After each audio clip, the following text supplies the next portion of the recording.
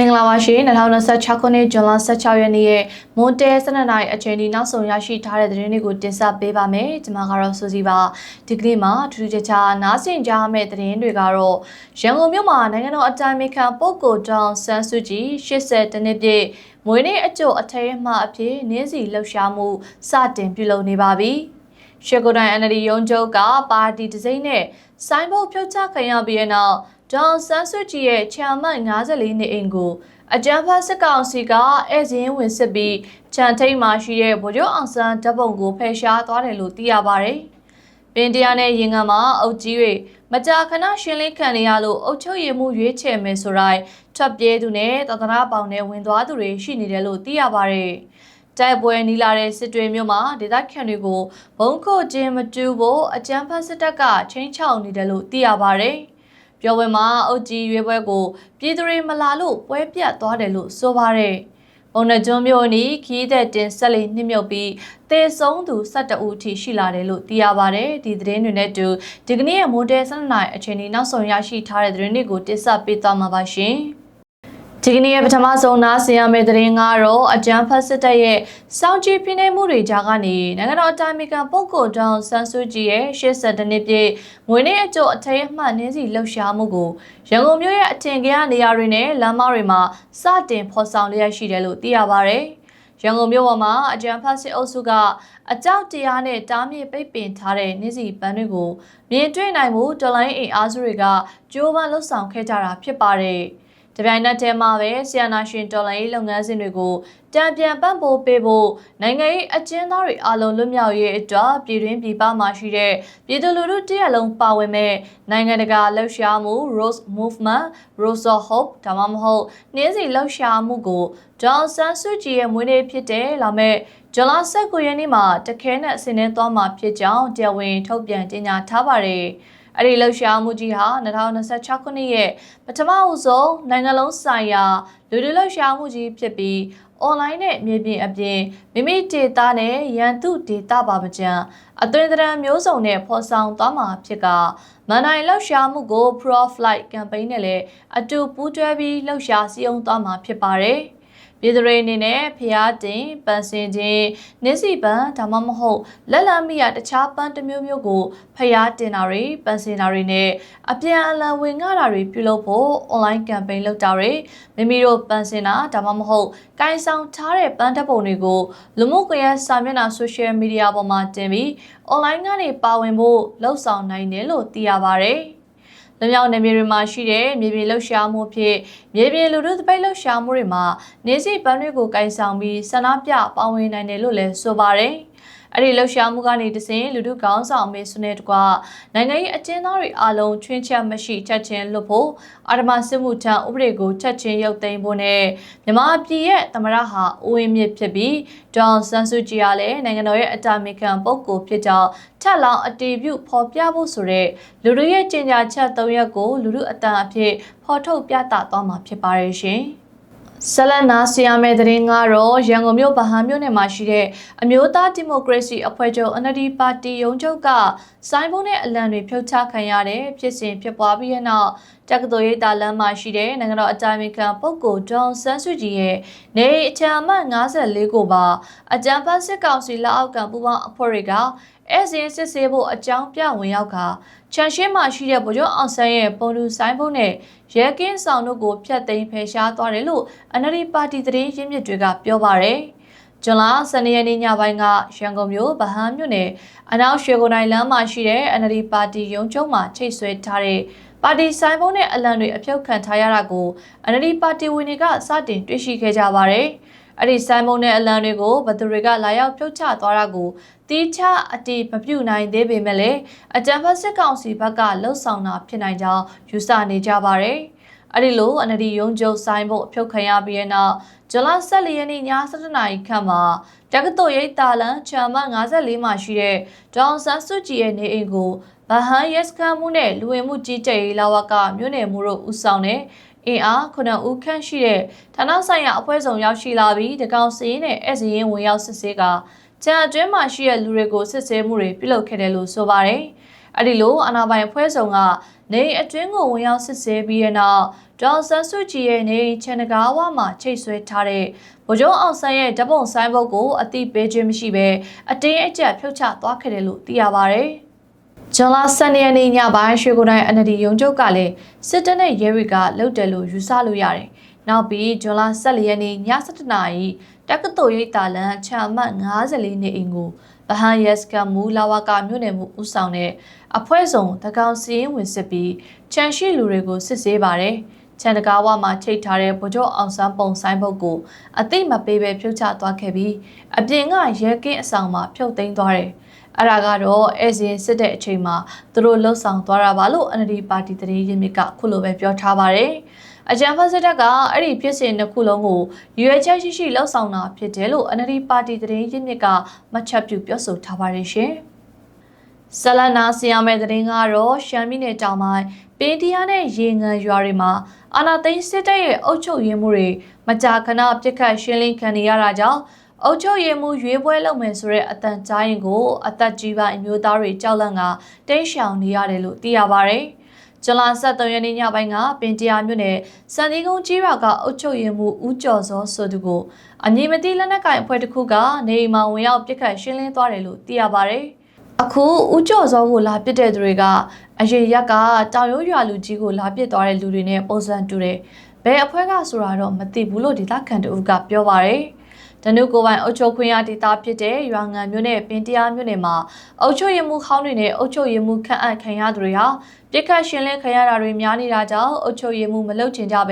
ဲတိမ်းရှောင်နေကြပြီးတချို့လူကြီးတွေသာသနာပေါင်နဲ့ဝင်သွားတာတွေရှိတယ်လို့လည်းသိရပါတယ်။အုပ်ကြီးတွေကအရက်သားတွေပါအရှင်းခံရတာခဏခဏပဲဘယ်အဖွဲ့ကလှုပ်တယ်ဆိုတာမထုတ်ပြန်ဘူးအုပ်ချုပ်ရေးမှုရွေးမယ်ဆိုရင်ကိုရွာကလူကြီးတွေကထွက်ပြေးကုန်တော့တာတချို့ဆိုဘုံကြီးဝတ်သွားကြပြီလို့ဒေသခံတို့ကပြောပါတယ်။လက်တလုံးမှာအုပ်ချုပ်ရေးမှုတွေကိုဘယ်အဖွဲ့အစည်းကပြစ်ခတ်ရှင်းလင်းသွားတယ်ဆိုတာကိုမသိရှိရသေးပဲပေးတရားနဲ့ရွာငံမြို့နယ်တွေမှာကျေးရွာအုပ်ချုပ်ရေးမှုတွေသာမကအရက်သားတွေပါရှင်းလင်းခံနေရတာကြောင့်ဒေသခံတွေကြားစိုးရိမ်ထိတ်လန့်မှုတွေရှိနေတယ်လို့သိရပါတယ်ရှင်။ဆလနာဆီယာမဲတဲ့ငါတော့ရခိုင်ပြည်နယ်စစ်တွေမြို့နယ်တိုက်ပွဲတွေနီးကပ်လာတာကြောင့်ဒေသခံတွေအသက်အန္တရာယ်စိုးရိမ်ပြီးဘုံခိုကျင်းတွေတူးကြပေမဲ့အကြမ်းဖက်စစ်ကောင်စီတပ်တွေကတော့ဖျက်သိမ်းခိုင်းနေတာကြောင့်အခက်တွေ့နေကြရပါတယ်။လက်ရှိမှာစစ်တွေမြို့နီအာရခတပ်တော် AA နဲ့အကြမ်းဖက်ဆရာနာရှင်တပ်တို့ရဲ့တိုက်ပွဲတွေဟာစစ်တွေမြို့အခြေဆိုင်ဒေသကွက်ကဲမှုစစ်ဌာနချုပ်ဒါဆာကနဲ့နမိုင်အကွာမှာရှိတဲ့ကြားမတောက်ကျေးရွာအထိရောက်ရှိလာနေတယ်လို့စစ်ရေးသတင်းရင်းမြစ်တွေထံကနေသိရပါတယ်။ပြီးခဲ့တဲ့သတင်းပတ်ကလည်းစစ်တွေမျိုးနီတိုက်ပွဲတွေပြင်းထန်ခဲ့ပြီးလက်နက်ကြီးပစ်ခတ်တံတွေဇက်တိုက်ကြားခဲ့ရသလိုလက်ရှိမှာလည်းမကြာခဏဆိုသလိုလက်နက်ကြီးပစ်ခတ်တံတွေကြားနေရဆဲဖြစ်ပါတယ်။လက်နက်ကြီးပစ်ခတ်မှုတွေကြောင့်စစ်တွေမျိုးမဈေးကြီးမှာလက်နက်ကြီးကျရောက်ပောက်ကွဲပြီးဒေသခံအရာချီထိခိုက်ဒေဆုံးမှုရှိခဲ့သလိုစစ်တွေမျိုးစေအုပ်ကြီးမှာလည်းလက်နက်ကြီးကျရောက်ပောက်ကွဲကစေဝါတုံလောင်ယုံမီးလောင်ပျက်စီးခဲ့ရတဲ့ဖြစ်စဉ်တွေလည်းရှိခဲ့ပါတယ်။ဒါကြောင့်ဒေသခံတွေဟာအသက်အန္တရာယ်လုံခြုံရေးအတွက်စိုးရိမ်လာကြပြီးနေအိမ်တွေမှာတဲအိတ်တွေကြောက်အိတ်တွေနဲ့ဘုတ်ခိုကျင်းတွေတူးလာကြပါတယ်။ဒါပေမဲ့လည်းအကြမ်းဖက်ဆရာနာရှင်တပ်ဖွဲ့ဝင်တွေဟာမကြာခဏဆိုသလိုအဲ့စရင်ဝင်ဆက်စေပြီးနေအိမ်တွေကိုဝင်ရောက်ရှာဖွေကဘုံခိုကျင်းတွေကိုဖျက်ခိုင်းတယ်လို့စစ်တွေဒေသခံတယောက်ကပြောပါတယ်။အရင်ကတော့အိမ်မှာတဲအိတ်တွေနဲ့ကာပြီးဘုံခိုကျင်းတူးခဲ့တာရှိပါတယ်။ဒါပေမဲ့စစ်တပ်နဲ့အပေါင်းပါတွေကမကြာခဏအဲ့စရင်ဝင်စစ်တာတွေရှိတော့အဲ့ဒီမှာတွေ့ပြီးချက်ချင်းဖျက်ခိုင်းတာပါ။အဲ့စရင်ဝင်စစ်ရင်လက်နက်အပြည့်အစုံတဲ့အိမ်တွေကိုတေချာဝင်စစ်တော့လေသူတို့ဖျက်ခိုင်းရင်ဖျက်ရတာပဲပေါ့နော်။ပြောပိုင်ခွင့်မှမရှိတာပြီးရင်သူတို့ကနောက်တစ်ခါလာစစ်လို့တွေ့ရင်တော့မလွယ်တော့ဘူးဆိုပြီးပြောခဲ့တာလေဒါကြောင့်စိုးရင်ပြီးတော့မတူရဲတော့တာပါလို့ပြောပါတယ်လက်ရှိမှာစစ်တွေမျိုးတွင်အစင်းဝင်စစ်ပြီးဖမ်းဆီးမှုတွေဘုံခုကျင်းတွင်းရင်ဖမ်းဆီးအရေးယူမယ်ဆိုတဲ့ချင်းချောက်မှုတွေကြောင့်အသက်အန္တရာယ်ကိုစိုးရင်ပေမဲ့ဘုံခုကျင်းတွင်းရသူမရှိတော့ဘူးလို့နောက်ထပ်စစ်တွေဒေသခံတယောက်ကလည်းမြေပြင်အခြေအနေကိုခုလိုပဲပြောပြပါတယ်ပြစ်တာခတ်တာတွေကတော့ကြားရတယ်တောက်လျှောက်တော့မကြားပါဘူးတခါတလေကျတော့2ရက်3ရက်လောက်တောက်လျှောက်ပြစ်ခတ်တန်ကြားရပါတယ်ပြီးရင်တပတ်10ရက်ရက်သွားတာတွေရှိတယ်တကယ်ဆိုရင်ဘုံခုကျင်းရှိတာတော့ကောင်းတာပေါ့နော်ဖြစ်လာခဲ့လို့ရှိရင်လည်းကိုယ့်အတွက်ကိုကာကွယ်လို့ရတာပေါ့ဒါပေမဲ့လက်ရှိအနေအထားအရဘုံခုကျင်းတွေတူးဖို့လဲခွင့်ပြုချက်ပေးရဘူးစစ်တွေမြို့လေထဲမှာတော့ဘုံခုကျင်းတူးတာတွေမရှိပါဘူးတူးခွင့်လည်းမရှိပါဘူးဒါပေမဲ့မြို့အဆက်ကနေတွေမှာတော့ဘုံခုကျင်းတူးကြတယ်ဒါပေမဲ့ဖြတ်ခိုင်းနေပေါ့နော် ဒါကြောင့်ဘုခုချင်းတူးတဲ့သူတွေလည်းမရှိသလိုတူးခွင့်လည်းမရှိဘူးပေါ့နော်ဒီအတိုင်းပဲနေကြတာပါလို့ဆိုပါတယ်ရခိုင်ကမြို့နယ်14ခုကိုသိမ်းပိုက်ထားတဲ့အာရခတပ်တော် AA ကတော့2028ခုနှစ်မတိုင်ခင်ရခိုင်ကလက်ကျန်မြို့နယ်တွေကိုသိမ်းပိုက်သွားမယ်လို့ကြေညာထားသလိုအကြမ်းဖက်စစ်ကောင်စီတပ်ဖက်ကလည်းတခြားတိုင်းဒေသကြီးတွေကနေစစ်ကူချိုးဖောက်ဖို့ကြိုးပမ်းနေတာကြောင့်တပ်ဖွဲ့တွေပုံမပြင်းထန်လာမဲ့အရေးအယောင်တွေရှိနေပါတယ်လက်ရှိမှာတော့စစ်တွေပြုတ်ခံတွေဟာဘေးလွတ်ရာကိုရှောင်တိန်ဖို့ခက်ခဲနေသလိုကိုကာကွယ်နိုင်ဖို့ဘုံခုချင်းတူခွင့်ကိုတော့မရရှိတဲ့အခြေအနေနဲ့ရင်ဆိုင်နေကြရပါတယ်ရှင်။ဆလနာစီယာမဲ့တရင်ကတော့မန္တလေးတိုင်းပျော်ဝယ်မြို့နယ်ရှမ်းပွဲရပ်ကွက်မှာအကြမ်းဖက်စစ်ကောင်စီလက်အောက်ခံအုပ်ချုပ်ရေးမှူးရွေးချယ်ပွဲပြုလုပ်ရာပြည်သူတွေမလာလို့ပွဲပြတ်သွားကြောင်းဒေသခံတွေကပြောပါတယ်။မနေ့ကဇွန်လ15ရက်နေ့ပျော်ဝယ်မြို့နယ်ရှမ်းပွဲရပ်ကွက်သာသနာ့ဗိမာန်မှာရပ်ကွက်အုပ်ချုပ်ရေးမှူးပွဲပြုလုပ်ရာရပ်ကွက်အတွင်းမှာရှိတဲ့အိမ်နောက်စု1000ကျော်ရှိပေမဲ့တယောက်သူလူ100ကျော်သာရှိလို့ပွဲပြတ်သွားတာဖြစ်တယ်လို့ဒေသခံတွေကပြောပါတယ်။လူမလာလို့လော့စပီကာနဲ့လိုက်အော်နေတယ်။မိုးတွေလည်းရွာနေတော့တိတ်မသွားကြဘူးလို့ရပ်ကွက်ဒေသခံတအုပ်ကခုလိုပဲပြောပါတယ်။လက်ရှိအုပ်ချုပ်ရေးမှူးက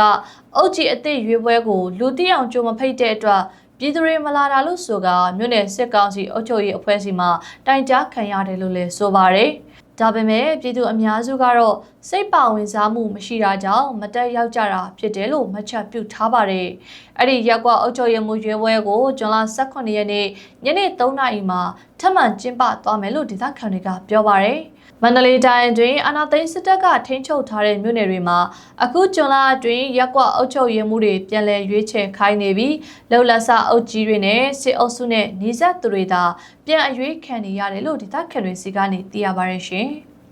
ဒီကနေ့နောက်ဆုံးနားဆင်ရမယ့်သတင်းကတော့မနေ့ကဇွန်လ15ရက်နေ့မနက်7:45မိနစ်ခန့်မှာပုံနှကျုံမြို့နယ်ကျူတရာအနီးမှာရှိတဲ့ကင်းချောင်းအတွင်းခရီးသည်တင်ဆက်လေတစည်းတိမ်းမှမှုမှာတေဆုံးသူ12ဦးထိရှိလာတယ်လို့ဒေသခံအမျိုးသားတဦးကပြောပါတယ်။ဖြစ်ပြီးတော့အလောင်းက9ဦးထိတွေ့ခဲ့တာကယ်ဆယ်ရေးအဖွဲ့တွေကဆက်လက်ရှောက်ပြီးတော့နောက်ထပ်2ဦးပြန်တွေ့တာပေါ့။အခုတော့တေဆုံးသူ12ဦးထိရှိပြီလို့ပြောပါတယ်။အဲ့ဒီဆက်လေးဟာရသေးတောင်မြို့နယ်မစဲကန်းကနေကြောက်တော်မြို့ကိုဈေးဝယ်လာတဲ့ခရီးသည်35ဦးတင်ဆောင်လာတာဖြစ်ပြီးလက်ရှိမှာ24ဦးသာအသက်ရှင်ကျန်ရစ်ခဲ့တာလို့ဆိုပါတယ်။အသက်ရှင်ကျန်ရစ်ပြီးတရားပြင်းထန်နေတဲ့ဒေသခံတွေကိုလည်းစေယုံမှာစေကူတာမှုခံယူနေကြရတယ်လို့အဲ့ဒီအမျိုးသားကပြောပါတယ်။တေဆုံးသူတွေဟာအသက်66နှစ်အရွယ်ဦးခင်မောင်အသက်64နှစ်အရွယ်ဦးမောင်သိန်းရွှေအသက်62နှစ်အရွယ်ဒေါ်မတ်တောင်အသက်50နှစ်အရွယ်ဒေါ်ရီရီဆန်အသက်46နှစ်အရွယ်ဒေါ်အမှုချေအသက်44နှစ်အရွယ်ဦးသိန်းကျော်ဝေအသက်40နှစ်အရွယ်ဦးတန်းကျော်စိန်အသက်33နှစ်အရွယ်ကိုညံလင်းဝေအသက်28နှစ်ကျော်အရွယ်ကိုမောင်စီအသက်26နှစ်အရွယ်မနနိုင်ဝင်းနဲ့အသက်24နှစ်အရွယ်မဆိုးယူဝေတို့ဖြစ်ကြပါတယ်ရခိုင်မှာမြစ်ချောင်းတွေပေါ်များတဲ့အတွက်မိုးကာလအတွင်းလေပြင်းတိုက်ခတ်တာနဲ့လိုင်းထန်တာတွေကြောင့်ဆက်လက်တိမ်မှမှုတွေမကြာခဏဖြစ်ပွားလေးရှိပြီးကံရိုရန်ဒေသဖြစ်တာကြောင့်မိုးရင်းရာသီမှာရေချောင်းခရီးတွေသွားလာရမှာအထူးသတိထားကြဖို့နဲ့တမတ်ဝင်တင်ချိန်တက်ကြော်မတင်ဖို့အသက်ကဲအင်ဂျီတွေဝစ်စင်ပြီးသွားလာကြဖို့ကိုအရခပြည်သူတော်လှန်ရေးအစိုးရပို့ဆောင်ရေးဌာနကဒေသခံတွေကိုတတိပေးထားပါတယ်ရှင်ဒီကနေ့ရဲ့မိုးတဲ12နိုင်အချိန်ဒီနောက်ဆုံးရရှိထားတဲ့သတင်းတွေကိုတင်ဆက်ပေးခဲ့ရပါ